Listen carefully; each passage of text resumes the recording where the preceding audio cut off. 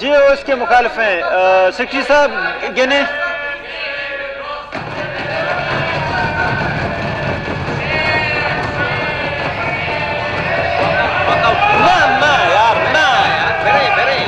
Point of order.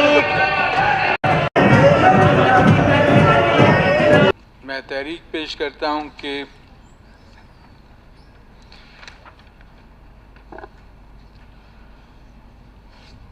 क़वाइद-ए-इंज़िबात car Balochistan सूबाई assembly मजरिया 1974 के कायदा नंबर 180 के तहत तहरीक पेश करता हूँ कि कायदा 170 दाल के तहत कुल ईवान की मजलिस तश्कील दी जाए, जिसमें PSDP 2021-22 पर अपोजिशन की जानिब से तफसीलन बहस और तजावीज़ पेश की जा सके। करें अगर हम ये निशानदेही हम आपके सामने न रखें तो आप दुनिया के सामने इस जुल्म और बर्बरियत को न रखें, इस तहरीक को ऐवान में इजाजत लें ना। नहीं, आप इस पे अभी तक वो नहीं हो सकता है, मैं फिर उस पे जाऊंगा। मैं अर्ज करता हूं जनाब कि ये नहीं, इस पे बात नहीं हो सकता। नहीं बात, पहले तहरीक को तो निपटा दें, बाकी आ जाते हैं। मैं आ रहा हूं 170 दाल पे। आप उर्दू वाला खोल लें, रूल्स ऑफ प्रोसीजर। मैं तहरीक पे बात ही नहीं कर रहे। जो तहरीक मंजूर होगी उसके बाद का जो कंटेंट है या मौजू है वो तो बिल्कुल ही इंपॉर्टेंट है बलूचिस्तान के हवाले से।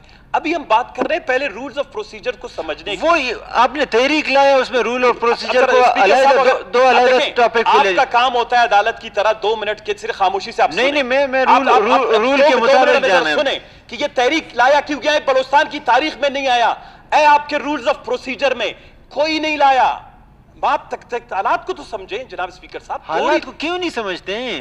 आप हालात से बाहर अब मैं 2 मिनट के लिए आ रहा हूं जनाब वाला। देखें, इस तहरीक का बुनियादी मकसद, इसको पहले मैं आपके लिए पढ़ता हूं उर्दू में। इसका उर्दू बहुत सुनाया गया है कि प्री बजट स्टेशन वाले। इसकी पहली देखें जनाब वाला अपना तो प्रोसीजर की बात कर रहे हैं। एक्ट 170D आखिर में पढ़े, जब तक हाउस आखिर से पहले भी कुछ है ना, उस वक्त तक आखिर से पहले क्या है, आखिर से पहले भी पढ़े ना, प्रोवाइडेड दैट। अगर आपको सिर्फ वोटिंग की पड़ी हुई है, हमें बलूचिस्तान की पड़ी हुई है, आपको वोटिंग की पड़ी हुई है।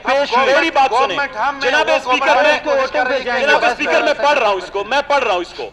कायदे ऐवान या कायदे इख्तिलाफ जो भी, देखें ये बहुत इंपॉर्टेंट एक रूल है आपके रूल्स ऑफ प्रोसीजर्स में। वो सारे सबके पास है, सब पढ़े लिखे हैं अल्हम्दुलिल्लाह। सर मेरी बात तो सुने दोबारा, आप इसको सुने जनाब स्पीकर साहब। तारीखी हवाले से आपके कंधों पर बहुत अहम जिम्मेदारी है। ये अलग बात है कि जिम्मेदारी को हम महसूस नहीं कर रहे हैं। कायदे ऐवान या कायदे इख्तिलाफ, ये कोई मेंबर भी पेश नहीं कर सकता। इसकी अहमियत 170 दाल की मुख्तलिफ है। कायदे ऐवान या कायदे इख्तिलाफ जो भी मामला हो की तहरीक पर कुल ऐवान की मजलिस, आपको पता है कुल ऐवान की मजलिस क्या है? ये दुनिया के अंदर जितने बड़े पार्लियामेंट्स हैं, जितने बड़े, ओ सर मुझे मेरी बात सुने 1 मिनट के लिए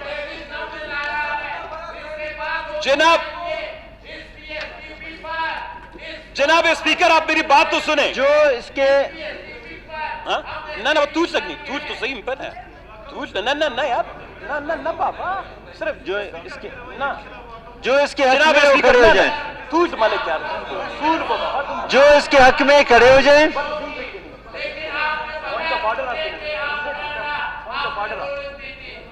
पॉइंट ऑफ ऑर्डर, रूलिंग नहीं, जनाब ऐवान का इजाजत चाहिए।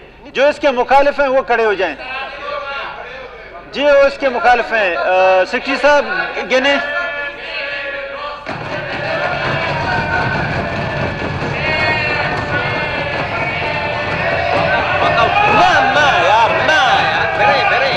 पॉइंट ऑफ ऑर्डर,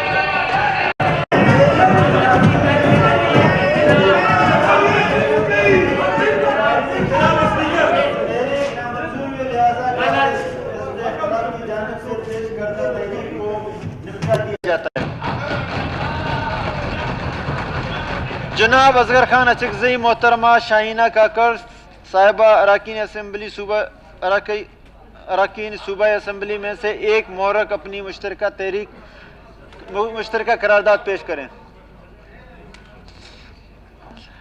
अपोजिशन का ये है कि जो उनको मर्जी है उनकी मर्जी के मुताबिक चलें तो सही है, नहीं तो वॉकआउट है। ये मेरे ख्याल में कहाँ पे वो है, हमने कानून से बालातर होकर फिर भी उनको मौका दिया कि